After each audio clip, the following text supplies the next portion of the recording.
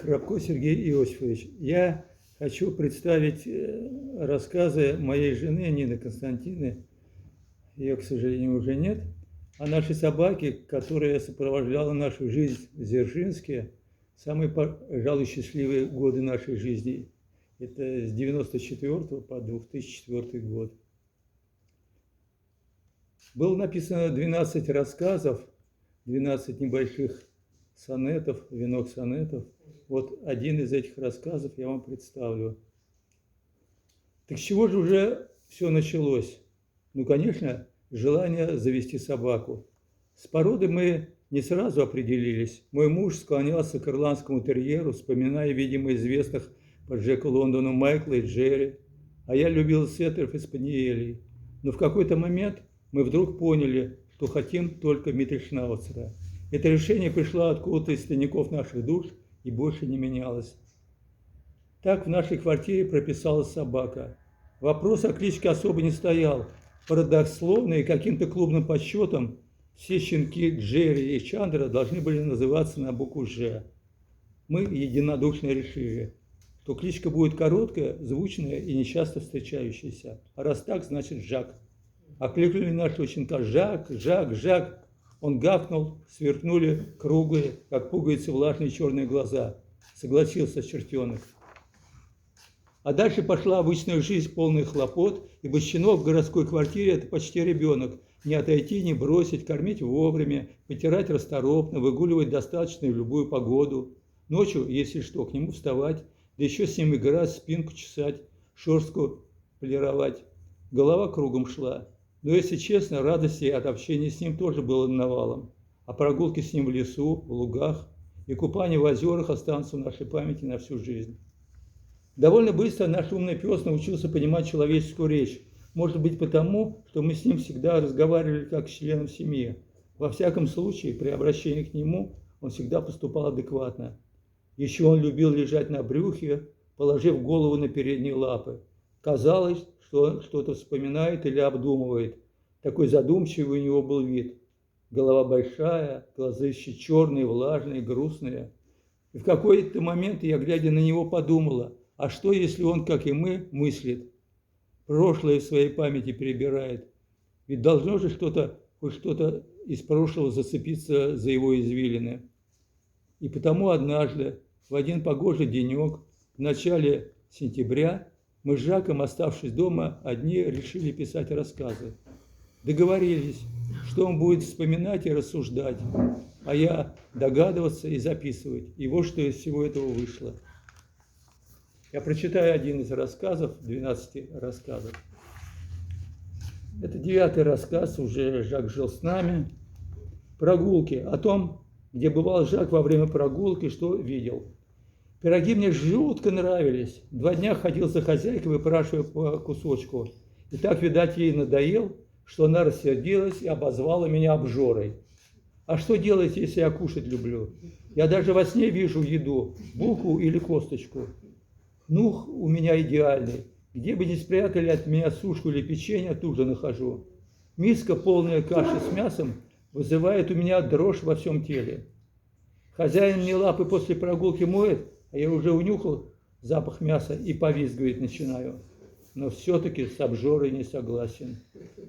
Гулять я еще больше люблю. Особенно в лугах или в лесу. Там куча запахов и много интересных встреч. Я даже работу на собачьей площадке люблю. Там меня хозяин всяким серьезным штукам обучает. По бревну ходить, через барьеры прыгать, на лестницу залезать и спускаться с нее, висеть на проволоке, вцепившись в мотанью.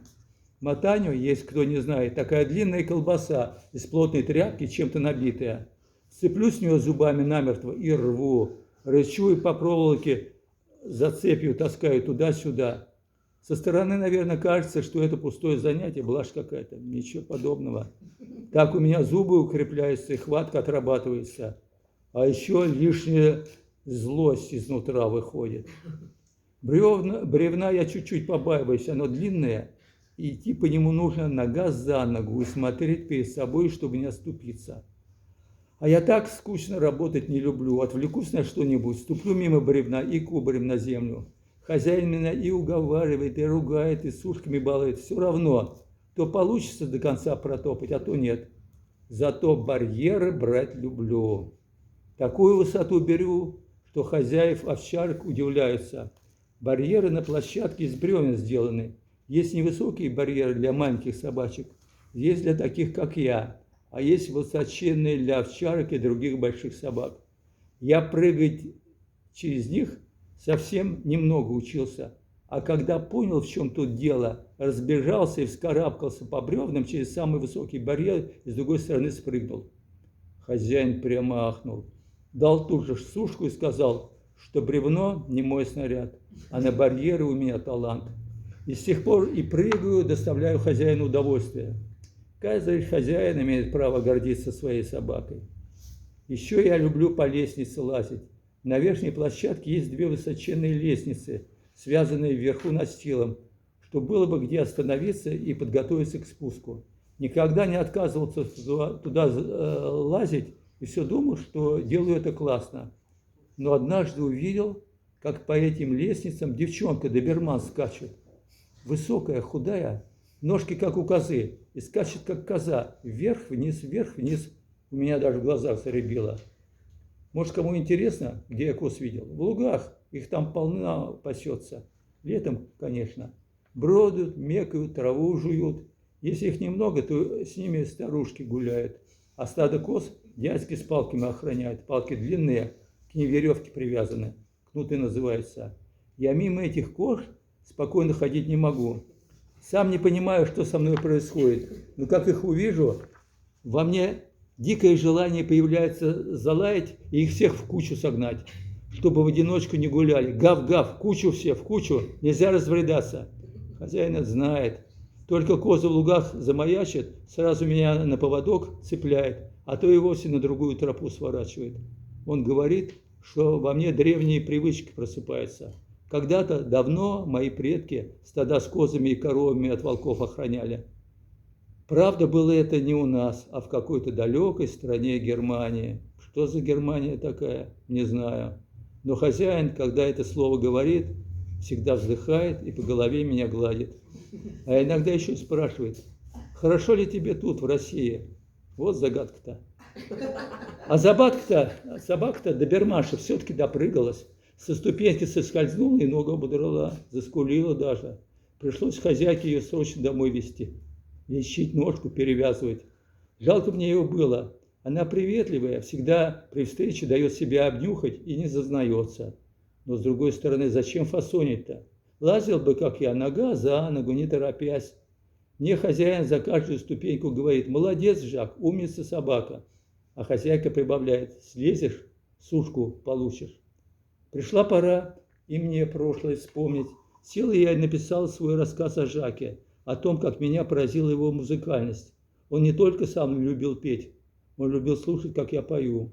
Голоса, правда, в этом случае не подавал, но слушал внимательно и вздыхал, если песня была грустная.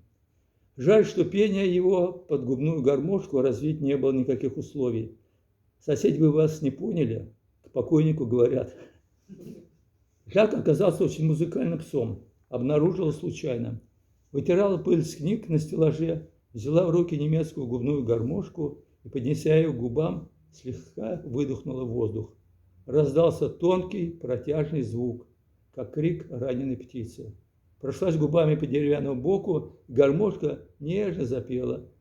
Жак, до этого мирно сопевший в своем углу, поднял голову, прислушался, встал, потянулся передними лапами, сделал круг по комнате, сел и, задрав кверху морду, завыл. По-волчьи, как волки, ночью воют на луну. Я затихла. Он тут же замолчал, виновато блеснул круглым влажным глазом и прилег, опустив свою большую голову на лапы. Но стоило мне снова взяться за гармошку, как он ни секунды не менее принял позу волка, настыл волк и опять завыл. И уже в голос, подрагивая натянутым горлом и мягкими губами. Я менял высокие звуки на басы, он переходил с вытья на короткий отрывистый лай, похожий на кудахтанье. В это время он опускал голову вниз, перебирал лапами, словно танцевал, переходил с места на место, то вставал, то садился и, наконец, совсем приблизился ко мне, зачарованно глядя на гармошку и нежно поскуливая. Я засмеялась. Жак крутанул обрубком хвоста и замолчал. Он явно хотел продолжения. Я снова коснулась той части гармошки, где рождались высокие и протяжные звуки. Жак вытянулся в струнку и тоненько жалобно завыл. Повторять это можно было без конца. Едва заслышав гармошку, Жак прибегал, садился напротив и начинал петь. Он без сомнения пел. Других инструментов, музыку с экрана телевизоров, пластинок, радио он оставлял без внимания. Проще не замечал вовсе. Под грустное пение гармошки он выл, под веселую музыку лаял, танцевал и мурлыкал. И пришло мне вдруг в голову, что здесь есть какая-то связь между немецкой гармошкой, купленной мной в Германии, и немецкой породой Жака. Может быть, это зов крови? Почему бы и нет?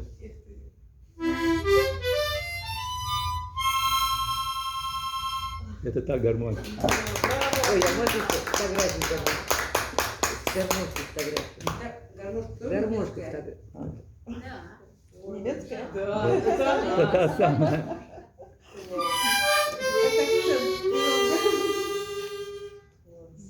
Значит, если кто хочет услышать продолжение, пришлите мне на электронную почту, я вам перешлю. Вот сейчас я вам дам эти самые.